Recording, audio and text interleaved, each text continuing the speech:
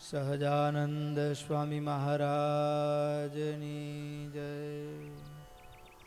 ઈષ્ટદેવ પરમારાધ્ય અનંત કોટી બ્રહ્માંડાધિપતિ સર્વનિયંતા સર્વ અંતર્યામી ભગવાન સ્વામિનારાયણ એમના દિવ્ય ચરણ કમળ સાનિધ્યમાં ચારે કોર વીટલાઈને બેઠેલા અનંત અનંત અક્ષર મુક્તો, એમની જ પાવન સન્નિધિમાં અત્રે ઉપસ્થિત પૂજ્યપાદ શાસ્ત્રી સ્વામી સૂર્યપ્રકાશદાસજી સ્વામી, પૂજ્યપાદ પરબ્રહ્મ જીવનદાસજી સ્વામી, પૂજ્યપાદ બ્રહ્મ મુનિદાસજી સ્વામી આદિ બ્રહ્મનિષ્ઠ સંતો તેમજ કથાભિલાષી એવા બાળ યુવાન વૃદ્ધ સમસ્ત ભક્તો સર્વેને ભગવાન સ્વામિનારાયણની ભાવ સ્મૃતિ સહિત સાદર જય સ્વામિનારાયણ.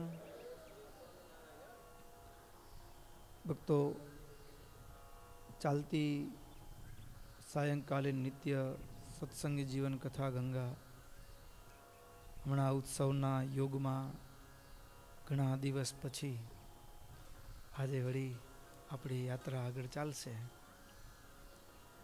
દશમ્યામ શુક્લ પક્ષે તુ જ્યેષ્ઠે માસી કુજેહની અવતીર્ણા ભુવિ સર્ગાત દસ્તક્ષે ચ સરીદ્વરા.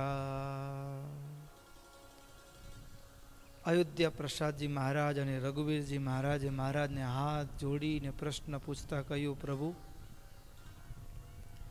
આપે અમને એક વિશેષ સેવાની જવાબદારી સોંપી, દીક્ષા.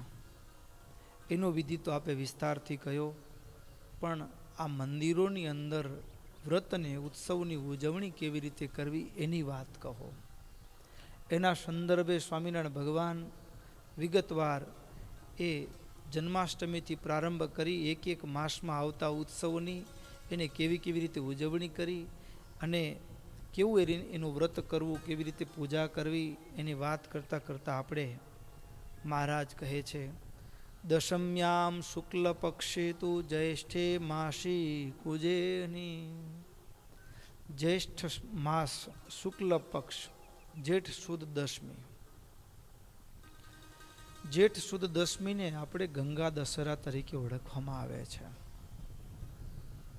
અને સર્વે નદીઓમાં ઉત્તમ એવા ગંગાજી છે અને એ આ દિવસે એનું પૃથ્વી ઉપર અવતરણ થયેલું હસ્ત નક્ષત્રના યોગની અંદર મંગળવારના દિવસે. ગંગાજી છે એ 10 પ્રકારના પાપનો નાશ કરનારા કયા છે. દેહ, વાણી અને મનથી થતા પાપોની અંદર 10 પ્રકારના પાપ એ ગંગાના યોગથી નાશ પામે છે. એટલે આ દશમીને ગંગા દશેરા તરીકે ઓળખવામાં આવે છે. અને આ ઘણીક વખત એવું થાય, જેમ અત્યારે જ એવો યોગ છે કે 2 જેઠ માસ અધિક જેઠ માસનો યોગ આવે તો શું સમજવું? તો અહીં કને મહારાજ કહે છે, તો અધિક જેઠ માસની જે દશમ છે એને જ દશમી ગણવી, એને જ દશમી ગણી. મલમાસે ત્વિયમ કાર્યા પૂર્વેસ્મિન્નૈવ નોતરે. જેઠ માસની અંદર મલ માસ એટલે કે અધિક માસમાં જે દશમ છે એને ગંગા દશેરા તરીકે ઉજવણી કરવી. તો મૂળ જેઠમાં આવતી દશમને ગંગા દશેરા તરીકે નહીં, અને દેવ સંયોગે આજે ગંગા દશેરા જ છે. જેઠ સુદ દશમ છે ને, હા આજે ગંગા દશેરા છે. હા, અને ઉજવણી કેવી રીતે કરવાની? તો કે વળી પાછું એવું કીધું કે હસ્ત નક્ષત્રનો યોગ હોય તો પછી એવી રીતે અધિક જેઠમાં હોય તો ગંગા અવતરણનો મહિનો તે એમાં ઉજવવો. નક્ષત્ર પ્રધાન છે, હસ્ત નક્ષત્રનો યોગ પ્રધાનપણે કયો છે. અને મૂળ જેઠમાં તો ન ઉજવવું, પણ જો નક્ષત્રનો યોગ પહેલામાં આવતો હોય તો પછી એ રીતે ઉજવવું. હવે આ ઉજવણી પણ કેવી રીતે? તો કે આપણે ગંગાજીની મૂર્તિ તો બહુધા આપણે બધા સ્થાનોમાં ઉપલબ્ધ હોતી નથી. તો રાધાજી કે લક્ષ્મીજીની જે પ્રતિમા હોય એને વિશે ગંગાજીની ભાવના કરવી અને એ દિવસે ખાસ 10ની સંખ્યામાં પૂજા કરવાની. એટલે પુષ્પ દશોપચાર જેને કહેવાય છે શાસ્ત્રોની અંદર. પંચોપચાર પૂજા આવે, દશોપચાર પૂજા આવે, ષોડશોપચાર પૂજા આવે, ત્રિંશોપચાર પૂજા આવે. તો એવી રીતે 10 પ્રકારના ઉપચાર, પુષ્પ, ગંધ, નૈવેદ્ય, ફળ, દીપ, ધૂપ અને તાંબુલ, એને આ 10 પ્રકારના ઉપચારથી ગંગાજીની ભાવપૂર્ણ પૂજા કરવી. અને જો લક્ષ્મીજીની કે રાધાજીની પ્રતિમા પણ ઉપલબ્ધ ન હોય તો ગંગાજીની મૂર્તિ બનાવવી. એ કેવી બનાવવી? તો એના માટે પણ કીધું કે ચતુર્ભુજ બનાવવી, ચંદ્રમા જેવી શ્વેત બનાવવી અને એમાં જમણા હાથમાં કળશ અને નીચેના હાથમાં વરદાનની મુદ્રા.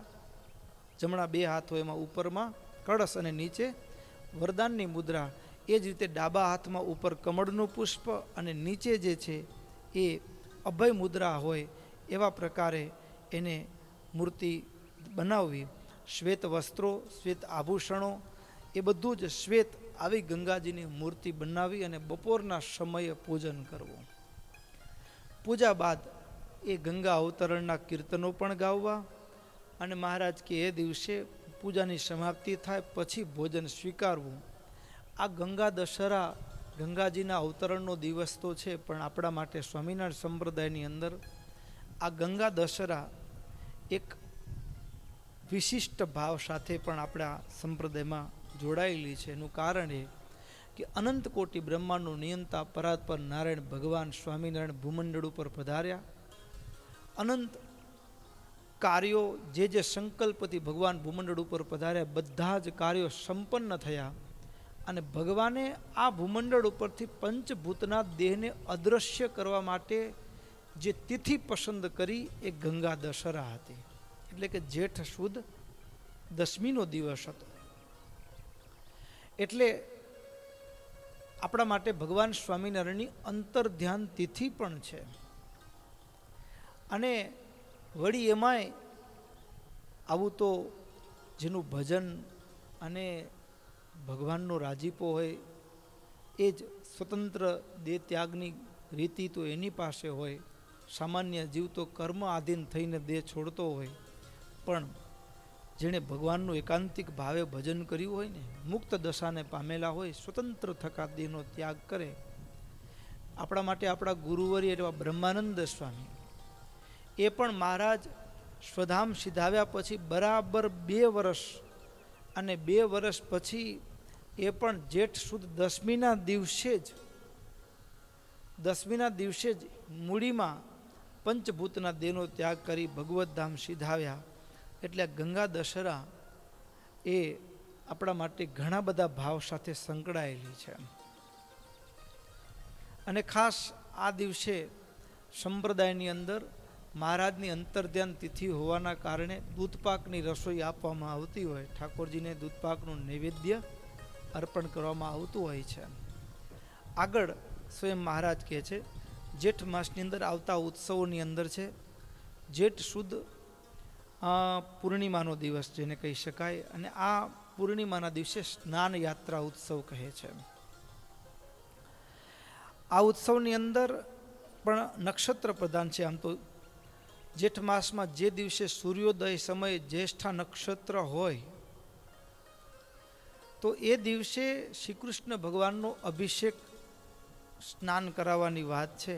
અને એ દિવસે ખાસ પાત્રમાં ચંદન મિશ્રિત જળ છે એ શંખમાં ભરી અને શંખ વડે વૈદિક કે પૌરાણિક મંત્રો દ્વારા અભિષેક કરાવવાનો હોય. અને ભગવાનને સ્નાન કરાવ્યા પછી વસ્ત્ર અલંકારો ધારણ કરાવી. એમાં એ દિવસે ખાસ કરીને ભગવાનને પીળા વસ્ત્રો અને લાલ પાઘ ધારણ કરાવી, આભૂષણો ધારણ કરાવવા. અને ભોજનની અંદર ખાસ કંઈકને કીધું કે દાળ ભાત, રોટલી, કઢી, વડા એ અનુકૂળતા હોય એ પ્રમાણે ભગવાનને અર્પણ કરવું. અને ભગવાનની જળ ક્રીડાના પદોનું ગાન કરવું એ. અને પછી જ્યેષ્ઠ માસ પછી આવે છે અષાઢ માસ. અષાઢ માસની અંદર આવતા ઉત્સવોની અંદર છે અષાઢ સુદ બીજ એટલે રથયાત્રા ઉત્સવ. ભારત દુનિયાભરની અંદર ઘણા બધી રીતે વર્ષની ગણના થતી હોય, જેમ સૂર્ય વર્ષ અને ચંદ્ર વર્ષ. ચંદ્રની કળા વધે અને ઘટે એના આધારે દિવસની કળા દિવસની ગણના થાય એને ચંદ્ર વર્ષ કહેવાય, અને સૂર્ય ઉદય થાય અને સૂર્યાસ્ત થાય એના આધારે દિવસની ગણના થાય એને સૂર્ય વર્ષ કહેવાય. હવે એની વચ્ચે પણ કેટલાક સમય એવા છે કે જેને આપણે નવા વર્ષ તરીકે અલગ અલગ ભાવમાં ઉજવાતા હોય છે. એની અંદર આપણા માટે નૂતન વર્ષ એટલે દિવાળી પછીનો બીજો દિવસ છે આપણે નવા વર્ષ તરીકે ઉજવતા હોઈએ, અને એ સંવત્સર વર્ષ તરીકે ઉજવીએ છીએ આપણે નવું વર્ષ. પછી એક વર્ષ ચૈત્રી વર્ષ તરીકે પણ ઉજવવામાં આવે છે. ચૈત્ર મહિનાની અંદર આપણો નિર્ણય છે ને ચૈત્રી વર્ષ પ્રમાણે આપણે બારે પાડીએ છીએ પંચાંગ. અને ભારતીય પરંપરામાં ત્રીજું એક વર્ષની ગણના માટે આવે છે અષાઢી વર્ષ. અષાઢી વર્ષને હાલારી વર્ષ પણ કહેવાય છે, અને આપણે કચ્છી વર્ષ પણ નવું કહેવાય, અષાઢી વર્ષ. અને એમાં અષાઢી બીજ અને સ્વામિનારાયણ ભગવાન, યદ્યપિ આપણે દિવાળી ઉજવીએ છીએ નવા વર્ષ તરીકે, એ ભલે કારતક સુદ પ્રતિપદાના દિવસે ઉજવીએ, પણ વચનામૃતની અંદર જે નોંધ છે અને વચનામૃતમાં જે વર્ષ બદલાય છે, ભલે સંવત્સર પ્રમાણે હોય ગણના, પણ એ બદલાય છે અષાઢી બીજથી. અષાઢી વર્ષ પ્રમાણે એમની ગણના છે. એટલે આ અષાઢ સુદ બીજ, અને એ દિવસે સુદ પક્ષમાં જે દિવસે સૂર્યોદય સમયે પુષ્ય નક્ષત્ર હોય, નક્ષત્રનો યોગ હોય, એ દિવસે અશ્વે સહિત અલંકૃત કરેલો રથ ભગવાનની આગળ ઉત્તર સન્મુખ સ્થાપન કરવો, અને એમાં ભગવાનને લાલ પીળા વસ્ત્રો ધારણ કરાવી, સુવર્ણના આયુધો ધારણ કરાવી ભગવાનને બિરાજમાન કરવા. નૈવેદ્યમાં દહીં, ભાત, સાકર, ગોળના લાડુ અને રાજભોગ આરતી કરી અને બાલકૃષ્ણ ભગવાનને રથ પર બેસાડવા અને રથયાત્રાના પદોનું ગાન કરવું. વચ્ચે વચ્ચે 4 વખત ભોગ ધરાવવો. કેટલી વખત? 4 વખત ભોગ ધરાવવો, 4 વખત આરતી ઉતારવી, અને ત્યાર પછી રથ ઉપરથી ઉતારી અને ભગવાનને મંદિરમાં જે સ્થાનમાં બિરાજમાન, ભગવાનનું નિયત સ્થાન છે ત્યાં બિરાજમાન કરવા. અને આખા ભારતભરમાં, આખા દુનિયામાં આ રથયાત્રા છે એની ભાવના છે જગન્નાથપુરીની સાથે સંકળાયેલી છે. અને અજોડ ઇતિહાસ છે, અજોડ ઇતિહાસ છે જગન્નાથપુરીનો, જગન્નાથ ભગવાનનો. અને એમાંય ભક્તો ખાસ તો એ આપણે તો એવું સૌભાગ્ય પ્રાપ્ત થાય તો આનંદ થાય કે અધિક અષાઢ મહિનો હોય ને, અધિક અષાઢ મહિનાના યોગની અંદર ભગવાનનો શ્રી વિગ્રહ બદલાય. એને નવકલેવર ઉત્સવ તરીકે ઓળખવામાં આવે. અને ત્યારે ભગવાનનો જે શ્રી વિગ્રહ છે, ભગવાનની જે મૂર્તિ છે, એ કાષ્ટમાંથી બનેલા છે. અને એ પણ કાષ્ટ કોનું? તો કે નિંબ વૃક્ષ એટલે લીમડો. પછી એ આપણા ઘરના આંગણામાં કે બજારમાં ઉગ્યો એવો લીમડો નહીં હો. હા, એની એક આખી પારંપરિક રીતિ છે અને અલૌકિક રીતિ છે કે એ અષાઢ, અધિક અષાઢ મહિનાનો યોગ હોય એનાથી અમુક મહિનાઓ પહેલાં એ મંદિરના જે પૂજારીઓ, જેને પંડા તરીકે ઓળખતા હોય, એ મંદિરના એ ઠાકોરજીના સાનિધ્યમાં રાત્રે ત્યાં જ સૂઈ જાય, અને એમાં રાત્રે દર્શન થાય. એમને દર્શન થાય, અને એની અંદર જગન્નાથ ભગવાનનું મંદિરનું જ એક જંગલ છે આખું, અને એ જંગલની અંદર એ જે નીમ વૃક્ષ છે એના દર્શન થાય. અને પછી જેને જેને દર્શન થયા હોય, એક ભગવાનનું, જગન્નાથ ભગવાન માટેના શ્રી વિગ્રહનું એક વૃક્ષ હોય, એક રૂપમાં સુભદ્રાજીનું, એક બલભદ્રજીનું, એમ 3 જે નીમ વૃક્ષ છે એમના એને ભાવમાં દર્શન થાય. સવારે જાગે એટલે જેમને દર્શન થયા હોય એ જાણ કરે કે ભાઈ મને આવું દર્શન થયું. એટલે બધા જ એ જગન્નાથ મંદિરનું, ભગવાનનું જે જંગલ છે ત્યાં બધા એ વૃક્ષને શોધવા નીકળે. પછી સ્વપ્નમાં કે ભાવમાં જે દર્શન થયું હોય એની અંદર એવા ચિહ્નો હોય, લક્ષણો હોય, એના ઉપર કોઈ પશુ પક્ષી બેસતું ન હોય, અને એની અંદર શંખ ચક્ર ગદા કે પદ્મના એવા ભાવ દેખાતા હોય, ડાળીઓના એવા વણાક હોય, એ સ્પષ્ટપણે દેખાય કે આ ગદાનો ભાવ છે, આ ચક્ર દેખાય છે, આ શંખ ભાવ આવે. અને બીજી વિશેષતા કે એ મૂર્તિમંત ભગવાનનું જ સ્વરૂપ છે એ વૃક્ષ, એ ભાવ સાથે શેષજી જાણે એને પોતાની પીઠ ઉપર ધારણ કર્યું હોય એવા ભાવ સાથે એ ઝાડના થડમાં ડર હોય. આવા વિલક્ષણ લક્ષણોથી યુક્ત એ વૃક્ષ હોય. અને અન્ય શાસ્ત્રોમાં એવો ઉલ્લેખ પણ જોવા મળે કે એ વૃક્ષ એટલે બીજું કોઈ નહીં, વૈકુંઠમાં ભગવાનની જે રૂંવાટી છે ને, રોમ, એ ખરે એ ભૂમંડળ ઉપર એ વૃક્ષનું રૂપ ધારણ કરે, એ વૃક્ષ. અને પછી જેને દર્શન થયું હોય એ શોધે અને મળે, પછી એનું વિધિવત પૂજન થાય. પૂજન થાય એની અંદર પણ આગળ આપણે વન વિચરણ વખતે જગન્નાથ ભગવાનના રથયાત્રાના સંદર્ભમાં વાત ઉપર પ્રકાશ પાડ્યો છે.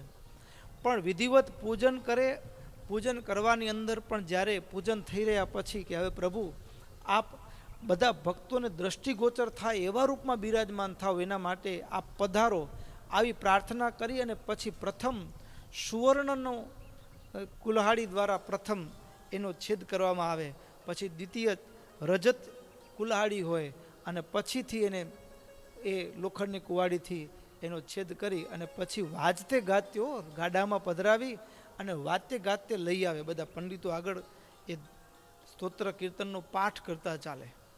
પછી એની જગન્નાથ ભગવાનના મંદિરમાં નિયત કરેલી જગ્યા છે, એ જ જગ્યાએ એ મંડપની અંદર જ બેસી અને ભગવાનનો શ્રી વિગ્રહ તૈયાર થાય.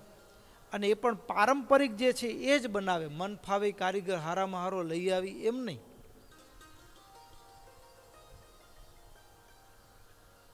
એટલે અદ્ભુત ઉત્સવ છે. અને એ નવ કલેવર એટલે દેહ, નવ કલેવર ઉત્સવ તરીકે ઉજવવામાં આવે અને અધિક અષાઢના યોગમાં એ ઉજવાતો હોય. અને વિશેષતા શું ખબર છે? બીજી મજાની વિશેષતા એ છે કે નાભી કમળની અંદર એક એવી કથા છે કે ભગવાન દ્વારિકાધીશ જ્યારે એ સાપને નિમિત્ત બનાવ્યું, બાણ વાગ્યું, દેહત્યાગ કર્યો, પછી અષ્ટપટરાણીઓ એ સતી થયા, ભગવાનના પંચભૂતનો દેહ એમાંથી એ અસ્થિ છે છેટ અહીંયાથી જગન્નાથપુરી સુધી ગયેલું છે સમુદ્રમાં. અને એ રાજાને સંકલ્પ થયેલો, દર્શન થયેલું અને એણે લીધું આજ્ઞાથી, દિવ્ય સંદેશ મળ્યો એટલે દેવવાણીથી. અને પછી જગન્નાથ ભગવાનના નાભીમાં એને સ્થાપન કરવામાં આવ્યું છે.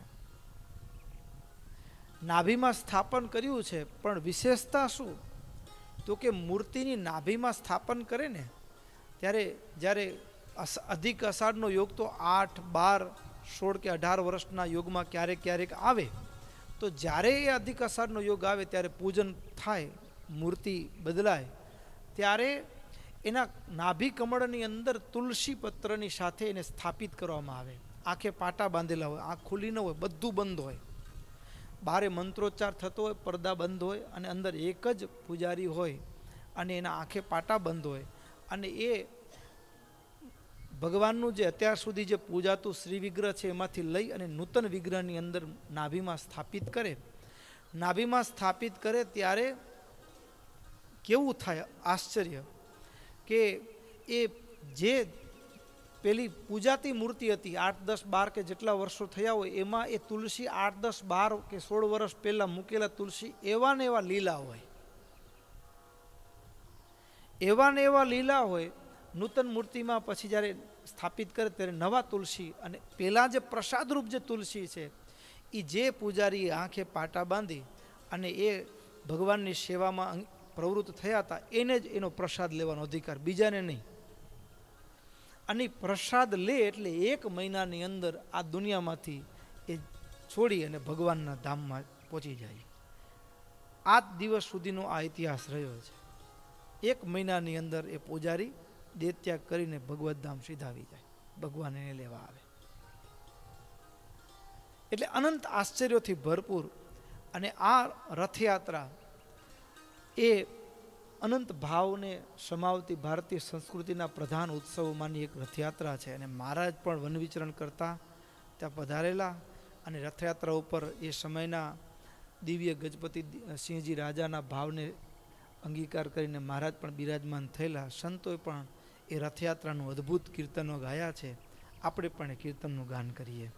रथ बैठे घनश्याम देखो रे माई रथ बैठे घनश्याम रथ बैठे घनश्याम देखो रे माई रथ बैठे घनश्याम सुंदर श्याम सुजान सावरे संतन को अभिराम सुंदर श्याम सुजान सावरे संतन को अभिराम देखो रे माई रथ बैठे घनश्याम रथ बैठे घनश्याम देखो रे माई रथ बैठे घनश्याम रतन जड़े रथ चक्र अलौकिक झाड़ी मुक्तादा रतन जड़े रथ चक्र अलौकिक झाड़ी मुक्तादा निरखी छवि ब्रजराज कुंवर की निरखी छवि ब्रजराज कुंवर की लाजत कोटिक काम देखो रे माई लाजत कोटिक काम रथ बैठे घनश्याम देखो रे माई रथ बैठे घनश्याम कान कुंवर को देखन कारण मिल आए सबवा कान कुंवर को देखन कारण मिल आए सब रथ की शोभा निरखी बढ़ी हो रथ की शोभा निरखी बढ़ी आनंद गोकुड़ गाम देखो रे भाई आनंद गोकुड़ गाम रथ बैठे घनश्याम देखो रे माई रथ बैठे घनश्याम जोर मस्त सुंदर है जोरे बाग हीराय लगा जोर मस्त सुंदर है जोरे बाग हीरा लगा ब्रह्मानंद यही मूर्ति को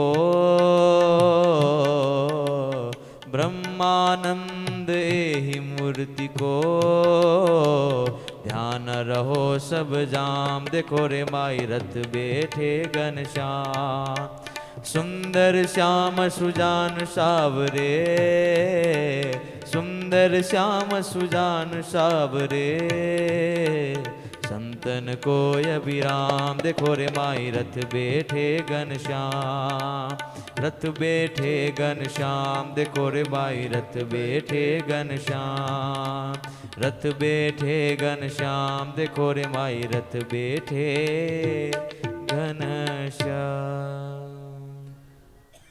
રથયાત્રાનો ઉત્સવ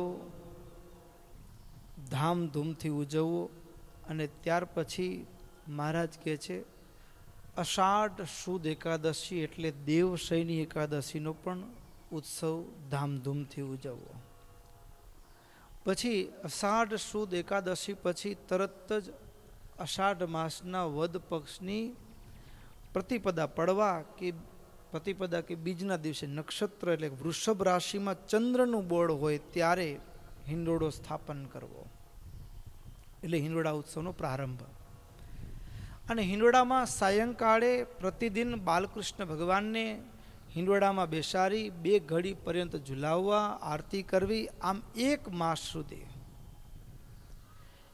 માસ સુધી એમાં શ્રાવણ વદ તૃતીયાના દિવસે છેલ્લે આરતી ઉતારી અને હિંડોળેથી ઉતારવા ભગવાનને. આમ અને 1 માસ સુધી હિંડોળાના પદોનું ગાન કરવું. આમ હિંડોળા ઉત્સવ પણ ઘણી વખત એવું હોય કે અત્યારે આમ ટ્રેન્ડ બની ગયો હોય ઘણી વખત, એટલે કે મૂળ ભાવથી ક્યાંક આપણે થોડા ભાવના સાચી છે એટલે કોઈને આપણે ઓલું ન કરી શકીએ, પણ ક્યારેક ક્યારેક માનવીય કલ્પનાઓના ઘોડા એટલા બધા વેગથી દોડતા હોય ને કે એમાં ઉત્સવનો મૂળ ભાવ ક્યાંક છુપાઈ જાય, લુપ્ત થઈ જાય એવું લાગે. જેમ કે કોઈક એવી એવી વસ્તુ હોય કે જેનો હિંડોળો એમાં કોઈ આજે માણસ ન ઝૂલતો હોય પણ આપણે ભગવાનને ઝૂલાવીએ, બરાબર ને? પણ છતાંય એમાં પણ બનાવનારનો ભાવ છુપાયેલો છે, એટલે ભગવાન ભાવ તો સ્વીકારે છે. પણ વાસ્તવિકતા, હવે ચોકલેટ કે આદિ કે એવા હિંડોળા બનાવતા હોઈએ, ખાદ્ય વસ્તુઓના હિંડોળા બનાવતા હોઈએ, એટલે ઘણીક વખત હિંડોળા ઉત્સવ એવું પણ લાગે વર્તમાન ધારા પ્રવાહની અંદર કે જાણે કે એક કળાનું પ્રદર્શન બની ગયું હોય. શું બની ગયું હોય? હા, ભક્તોની કળાનું પ્રદર્શન બની ગયું હોય એવું લાગે. પણ વાસ્તવિકતા હિંડોળા દોલા એટલે ઝુલાવવું, ઝુલાવવાની જે પ્રક્રિયા છે, અને એ ઝુલાવવું ક્યારે સંભવે? સૌથી પહેલી વાત, ઝુલાવવું ક્યારે સંભવે? તો પ્રેમ છે ને, પ્રેમ, એ પ્રેમ ભીતરની અવસ્થા છે, હૃદયનો ગુણ છે પ્રેમ. પણ એ જ્યારે વ્યક્તરૂપ ધારણ કરે, વ્યક્તરૂપ ધારણ કરે, મા અને દીકરાનો પ્રેમ છે એને શું ને કે ફૂટફટીમાં માપી શકે કે 5 ફૂટ લાંબો છે દીકરાને પ્રેમ, માને એમ માપ કાઢી શકાય? 25 ફૂટ લાંબો છે, 5% જ પ્રેમ છે, ખાલી 25% જ પ્રેમ છે. માને દીકરાના પ્રેમની કોઈ ટકાવારી નીકળે? ન નીકળે. એને કોઈ દુનિયાના માપદંડોથી ન માપી શકાય પ્રેમને. પણ માને દીકરા પ્રત્યે વહાલ છે, હૈયું છલકાય છે. ઘણીક વખત કીધું હશે કે એમાંય લગ્ન થયા હોય ને 5, 10, 15 વર્ષ થઈ ગયા હોય અને દીકરાનો જન્મ થયો હોય અને એ દીકરો પછી એ પારણીયામાં ઝૂલતો હોય, રડતો હોય, રમતો હોય અને માને જે હેત આવે એ કેવું હોય? તો માં દીકરા પ્રત્યે પ્રેમ ક્યાં વ્યક્ત કરે? તો કે તેડી લે, એને છાતીએ વળગાડે, બાથે ભીડી લે, એને ચુંબન કરે, વળી એ દીકરા કે દીકરીના હાથ પકડી આમથી આમ ઝુલાવે.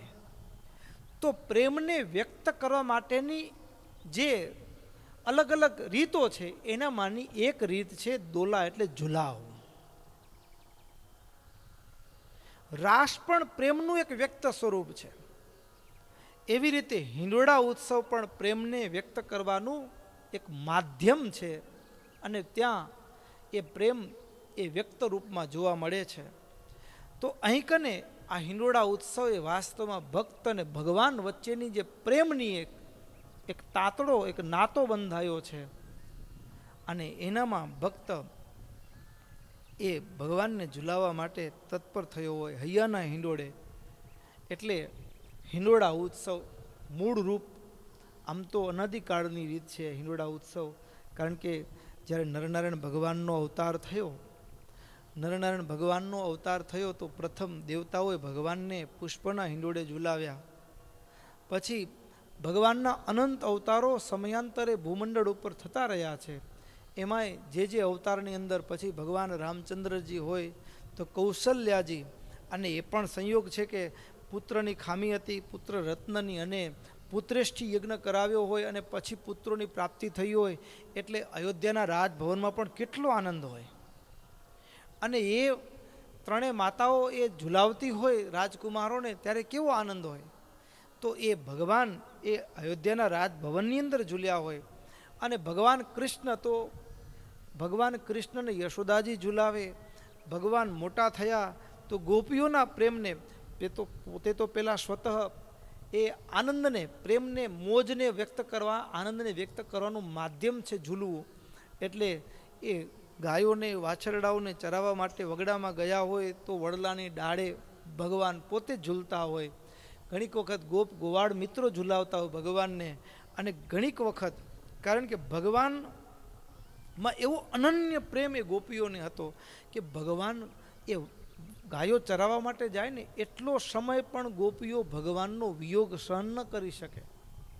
ભગવાનની યાદ સતાવે એટલે કોઈને કોઈ બાનું બનાવી, મહી વેચવાનું બાનું બનાવીને પણ એ વગડામાં નીકળે કે ક્યાંક કૃષ્ણના દર્શન થઈ જાય. લાલચ હોય કૃષ્ણના દર્શનની, નામ હોય મહી વેચવાનું, અને મહી વેચવાના બહાને કૃષ્ણના દર્શનની આશાએ એટલે હવે જો દહીં જ વેચવું હોય તો સીધે રસ્તે જવાનું ને સીધે રસ્તે આવવાનું હોય, પણ એમાં એની આંખ આજુબાજુ શોધતી હોય કે ક્યાં ગાયો દેખાય, ક્યાંક એ નંદજીનો છોકરો એ કનૈયો દેખાય, એ ભાવના સાથેની આંખ શોધતી હોય.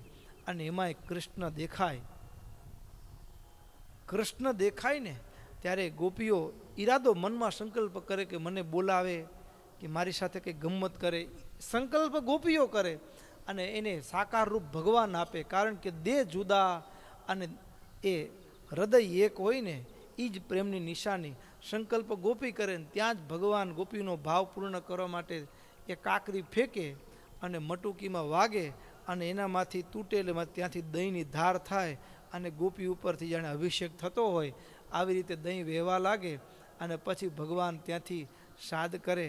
અને આમ કરતાં એ વૃંદાવનની કુંજ ગલીમાં એક આનંદ અને ઉત્સવ થાય. અને પછી ગોપીઓ ભેગી મળીને કૃષ્ણને એ કુંજ ગલીમાં વડલાની ડાળે અલગ અલગ ડાળોમાં ભગવાનને ઝુલાવે. તો એ અલગ અલગ ડાળોમાં ભગવાનને ઝુલાવે તો એ ઉત્સવ છે પ્રેમને વ્યક્ત કરવાનું. પ્રેમને વ્યક્ત કરવાનું માધ્યમ છે. પણ ભલે જે બનાવનારા બાળકો હોય કે જેને હિંડોળા બનાવતા હોય, પણ કળાની પ્રસ્તુતિ છે. પણ હિંડોળા ઉત્સવ એ પ્રદર્શન નથી. હિંડોળા ઉત્સવ પ્રદર્શન નથી. કળા ને હૃદયની ભાવના પ્રસ્તુત થતી હોય છે, પણ મૂળ ભાવ જુદો છે. પ્રેમને વ્યક્ત કરવાનું માધ્યમ છે. આવી રીતે હિંડોળા ઉત્સવ 1 માસ પર્યંત મહારાજ કહે ઉજવવો. અને પછી આગળ કહે છે મહારાજ વરાહ જયંતિ શ્રાવણ માસના સુદ પક્ષમાં ચતુર્થીના દિવસે મધ્યાહન સમયે બ્રહ્માજીના નાસિકામાંથી ભગવાન વરાહનો પ્રાદુર્ભાવ થયેલો. એટલે જો ચોથ 2 દિવસ વ્યાપતી હોય તો પણ બીજી ચોથ વરાહ ભગવાનની પૂજા માટે ગ્રહણ કરવી. અને એમાં વરાહનું ભગવાનનું જે સ્વરૂપ છે એ કેવું બનાવવું મૂંઝવણ થાય. તો એ નારાયણનું જે સ્વરૂપ છે એમાં જ વાસુદેવ ભગવાનની મૂર્તિમાં જ વરાહની ભાવના કરી અને ભગવાનની પૂજા કરવી. અને એ દિવસે ખાસ ભગવાનને કસુંબલ વસ્ત્રો ધારણ કરાવવા. અને વરાહ ભગવાન ભક્તો એક વાત તો ચોક્કસ છે કે ભગવાનના અલગ અલગ પ્રાગટ્યોત્સવની કથા સાંભળીએ ને એટલે હૈયામાંથી એક વાતનો હોંકારો પડી જાય. શેનો ખબર છે? જેમ કે નરસિંહ જયંતિ આવે ને ત્યારે એ કથા સાંભળીએ ત્યારે એ વાતનો હોંકારો ચોક્કસ પડે કે એક ભગત માટે પણ ભગવાન અવતાર લે. આજે મારા માટે પણ મારો પ્રભુ પધારે એમાં કોઈ શંકાને સ્થાન નથી. અને મારા પ્રભુને ભૂમંડળ ઉપર અવતરવા માટે કોઈ સમય સ્થાન એ કોઈ પાબંદી નથી. કયા રૂપમાં ક્યારે અવતાર ધારણ કરે, જે સમય જેવી જરૂરિયાત. ઘણીક વખત તો માત પિતાની પણ રાહ ન જુએ. હવે અહીંયા તો બ્રહ્માજીએ છીંક ખાધી. આમ ચામડાની આંખોથી તો બુદ્ધિથી વિચારી તો ઘણા આજના બુદ્ધિજીવીઓ તો એમાં ગોથે ચડી જાય કે આમ કઈ જન્મ થતો હશે. પણ ક્યાંક મારી તમારી બુદ્ધિ ટૂંકી પડે. તો આવી રીતે વરાહ ભગવાનનો પ્રાગટ્ય હોય. નરસિંહ ભગવાનનું પ્રાગટ્ય થાંભલામાંથી થાય. એ મા બાપની પણ આવશ્યકતા ત્યારે ન જોવા મળે. એના ભક્તને ભીડ પડે ત્યારે એ એક ક્ષણવાર પણ ભગવાન ખમી શકતા નથી. એટલે મારા તમારા માટે પણ ભક્તો ભગવાન અવતાર ધારણ કર્યો છે. પણ આપણે એને ઓળખી શક્યા નથી. ભગવાનના અવતાર ક્ષણે ક્ષણે થાય છે. ભાગવતના 10મ સ્કંદની અંદર જ્યારે મુચકુંદ રાજાએ ભગવાનને પૂછ્યું, પ્રભુ આપ કોણ છો, આપણું નામઠામ શું? તો કીધું કે સાચું કહું ને તો પૃથ્વીના રજકણ ગણી શકાય પણ મારા નામ કે મારા જન્મોની ગણના થઈ શકે એમ. કોઈક વ્યક્તિ જન્મે ને મરે અને રજ ગણવાનું જ કામ કરે તો ગણી શકશે કદાચ અનંત જન્મે, પણ મારા જન્મ, મારા કર્મ, મારા અવતાર કાર્યને કોઈ ગણના ન કરી શકે. પડે પડે અવતાર થાય છે. પડે પડે મારી તમારી ભાવના પૂર્ણ કરવા માટે પણ ભગવાન રૂપ ધારણ કરીને આવી ગયા હોય પણ હું તમે ઓળખી ન શક્યા હોઈએ. યમે વૈશ વૃણુતે તેન લભ્ય. ભગવાન ઈચ્છા કરે ત્યારે જ આપણે એને ઓળખી શકીએ, અન્યથા નથી ઓળખી શકતા. ઘણીક વખત તો એવું હોય કે હોસ્પિટલમાં હોઈએ અને પીડામાં આમ પીડા ભયંકર હોય, ભગવાનને પ્રાર્થના કરતા હોઈએ અને આપણે એમ માની કે 17 ડૉક્ટર બદલાવ્યા હોય. કેટલા ડૉક્ટર બદલાવ્યા હોય? 17 ડૉક્ટર બદલાવ્યા હોય અને છતાંય કાંઈ નિવેડો ના આવતો હોય, દર્દ હાથમાં ના આવતું હોય, આ બધી મૂંઝવણો હોય અને પછી આપણે થાકી ગયા હોય, હથિયાર હેઠા મૂકી દઈ. જેમ યશોદાજીએ પેલા દોરડા જ્યાં સુધી પોતાની બુદ્ધિના દોરડા હલાડ્યા ત્યાં સુધી ભગવાન બંધાયા નહીં, અને પછી દોરડા મૂક્યા, પોતાનો પુરુષાર્થ છોડ્યો અને બીજી ક્ષણે એ જ દોરડું પેલા 2 આંગળ ટૂંકું પડતું હતું એ દોરડાથી પાછા બંધાઈ ગયા. એમ 17 જગ્યાએ માનવ પુરુષાર્થ કર્યા પછી થાક્યા પછી ભગવાન ભરોસો દિલાવ્યો કે તને ડૉક્ટર નથી જીવાડતા, હું જીવાડું છું, એ ધ્યાન રાખજે. શું વિશ્વાસ દિલાવે? હું ને તમે એ માની બેઠા છીએ કે મને ને તમને કોણે બચાવ્યા? ફલાણા ડૉક્ટરે બચાવી લીધા, નહીતર ગુજરી ગયા હોત આપણે. એટેક આવીને ગુજરી ગયા હોત, ટાઈમમાંથી ડૉક્ટરે પહોંચી ગયા એટલે બચી ગયા. ના, મારા કે તમારા નાડી પ્રાણ ડૉક્ટરના હાથમાં નથી, એ ઠાકોરજીના હાથમાં છે. એ 17 જગ્યાએ ડૉક્ટર બદલાવીને જે દવા ન થાય, સાજો ન થાય માણસ, અને પછી હૈયામાંથી બધાય ડૉક્ટરો પાસેથી કે હવે આ ડૉક્ટરોથી આપણું કાંઈ થાય એમ નથી, હવે તો એક જ ભગવાન છે. હે પ્રભુ, તને જેમ ઈચ્છા હોય એમ રાખવા આવો તો ભલે, લઈ જવા આવો તો ભલે. આવો ભરોસો આવે ને ત્યાં કોઈક એ જ ડૉક્ટરના રૂપમાં ઠાકોરજી એક ઇન્જેક્શન મારી જાય ને વળતું પાણી થઈ જાય. લ્યો, બીજે ને ત્રીજે દિવસે તો હાજા નરવા થઈ જાય ને ડૉક્ટર રજા દઈ દે કે સારું થઈ ગયું. લ્યો, આપણે એમ થાય કે આ ડૉક્ટર હારા હતા ને આપણું સારું થઈ ગયું. અહીંયાથી શું માનીએ? આ ડૉક્ટર સારા હતા અને ડૉક્ટરથી મને સારું થઈ ગયું. પણ વાસ્તવમાં એ ડૉક્ટર કોઈ ધ્યાનથી જુએ ને તો એ જે સમય ઇન્જેક્શન મારવા આવ્યા હોય ને ત્યારે મૂળ ડૉક્ટર તો એની પોતાની ઓપીડીમાં બેઠો હોય, પણ એ ઇન્જેક્શન દેવા આવનારો મારો ઠાકોર હોય. કારણ શું? તો અજ કળિયુગમાં પરચા પૂરે પ્રભુજી, સ્વામિનારાયણ સત્ય છે. એ કીર્તન ગાઈએ છીએ. એ ઝવેરબાઈ અને એની ટેક હોય કે મારે છેડા વ્રત છે, હું કોઈ પુરુષને અડું નહીં, અને આંખમાં જામરનો રોગ હોય અને કોઈ પારકો પુરુષ અડીને દેહને અભડાવવો નથી, અને ત્યારે અનંત કોટી બ્રહ્માંડનો નિયંતા એ નારીનું રૂપ ધારણ કરે. નારીનું રૂપ ધારણ કરે અને એ ભગવાન નારીનું રૂપ ધારણ કરી 2-3 વખત તો પાછી પ્રદક્ષિણા ફરે. કારણ કે અજાણી બાઈ ઉપર કોણ વિશ્વાસ કરે? એટલે પહેલાં તો ભરોસો જીતે. વાતો કરાવી, કેમ બેન તમે વારે વારે આંખે હાથ અડાડો, તે શું થયું, આંખ દુખે છે? તો કે બહુ દુખે છે.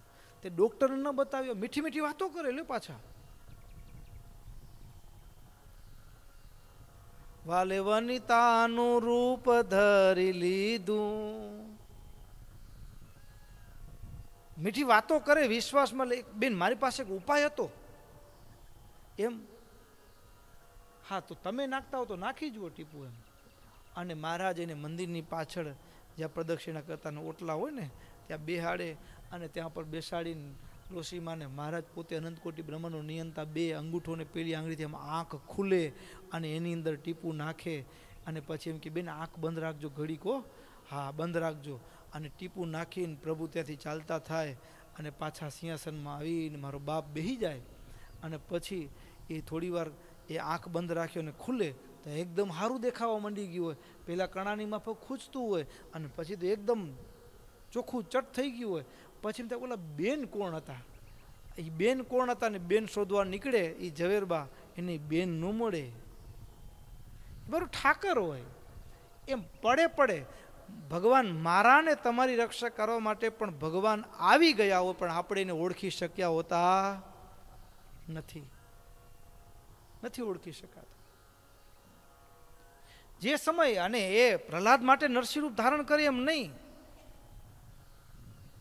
એ જામનગરની બાજુનું મેઘપુર ગામ અને સુંદરજી સોની પેલા સોનું લેવા માટે જામનગર આવ્યા.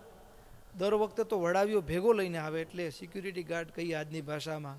પાછા તે દિવસે વડાવ્યાને રાત્રે તાવ આવ્યો, એ ચાલી શકે એવી સ્થિતિ ન રહી. એટલે પછી કીધું, જતી વખતે કોઈ ગામનો માણસ જામનગર જતો છે, કીધું વાંધો નહીં, સથવારો છે, ટેકો મળી જશે, એટલે વાંધો નહીં, વળતા વળી કોઈક મળી જશે બીજો એના જેવો જ કોઈ.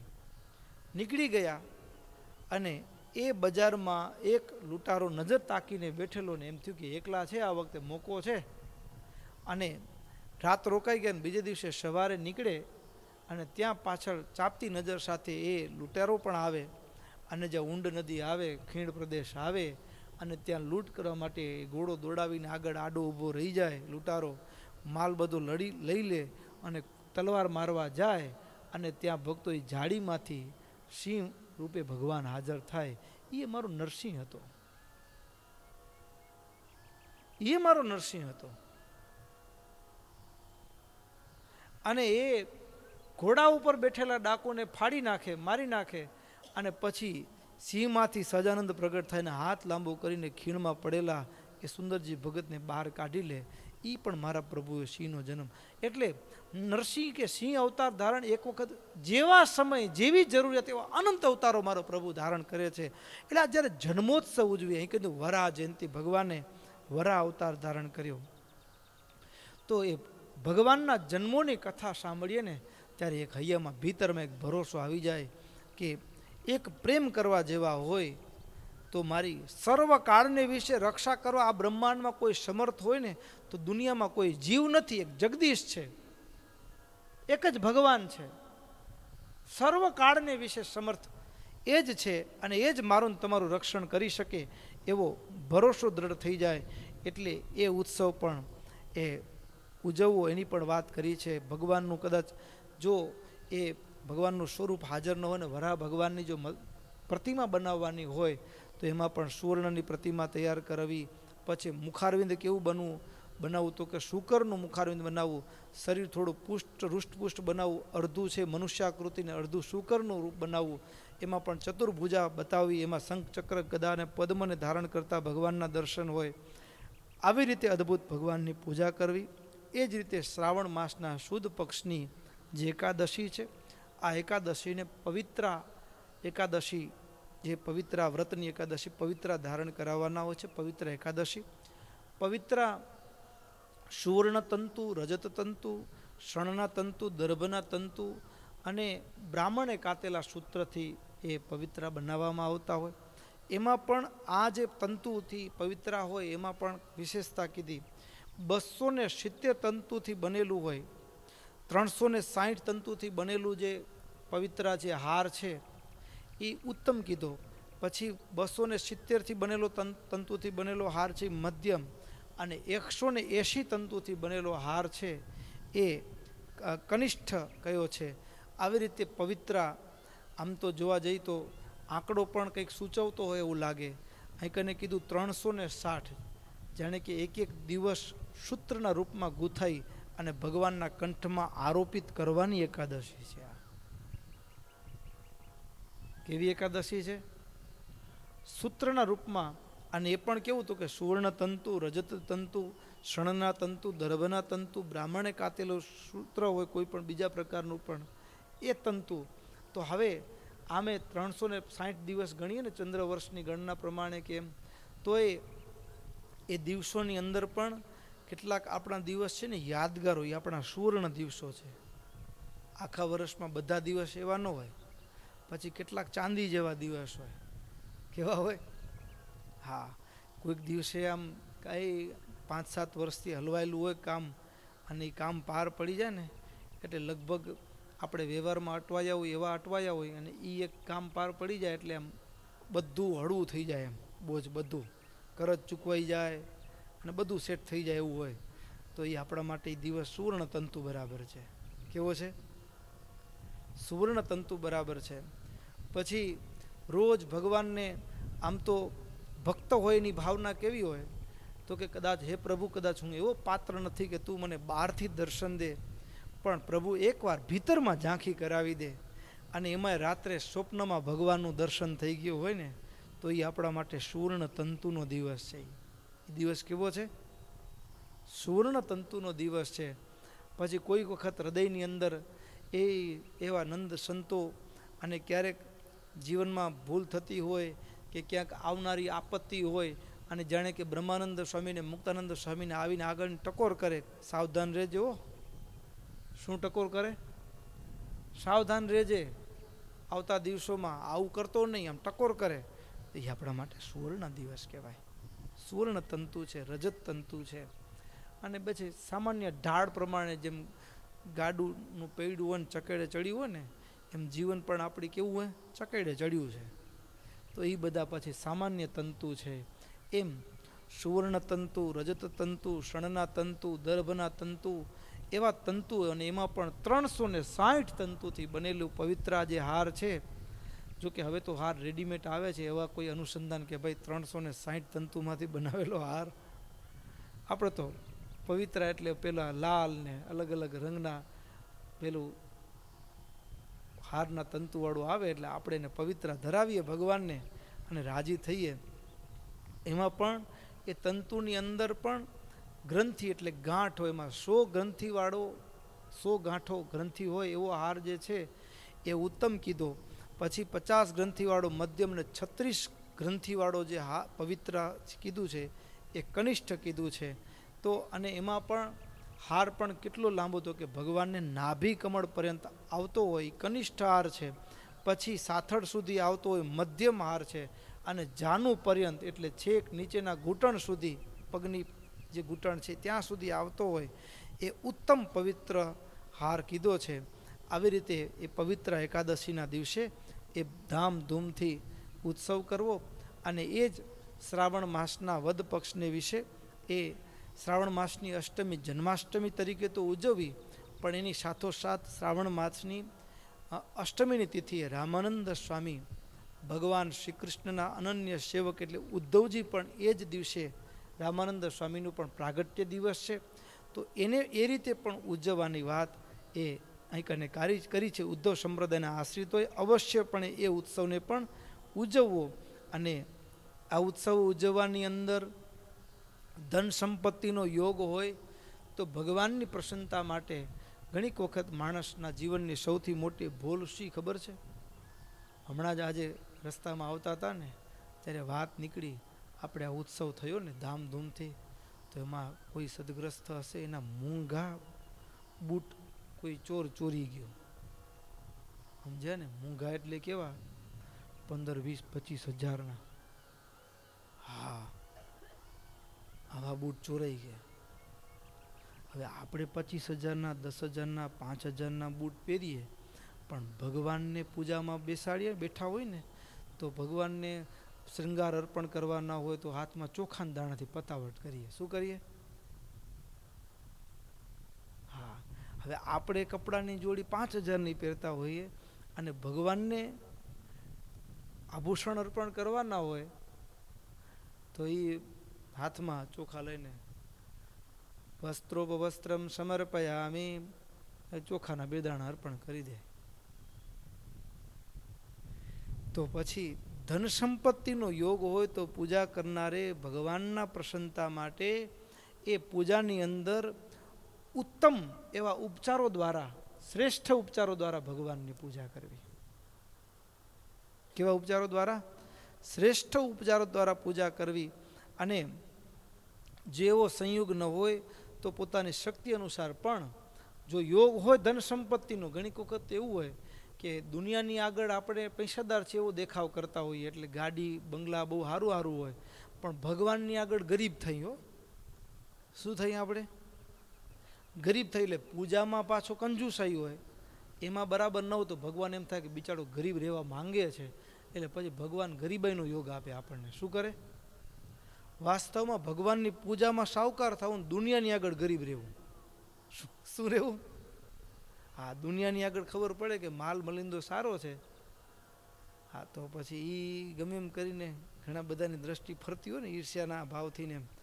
એટલે જેમ પેલા હોય ને વેપારીઓ હોય ઘણા જૂના પેઢીદાર, એટલે કરોડો રૂપિયા હોય પણ કેવા કપડાં, હાવ ફાટલા તૂટલા કપડાં સાવ સામાન્ય પણ દેતા હોય. કલ્પના ન કરી કે આટલો કરોડોનો આસામી હશે. અને આપણે પૈસો આવે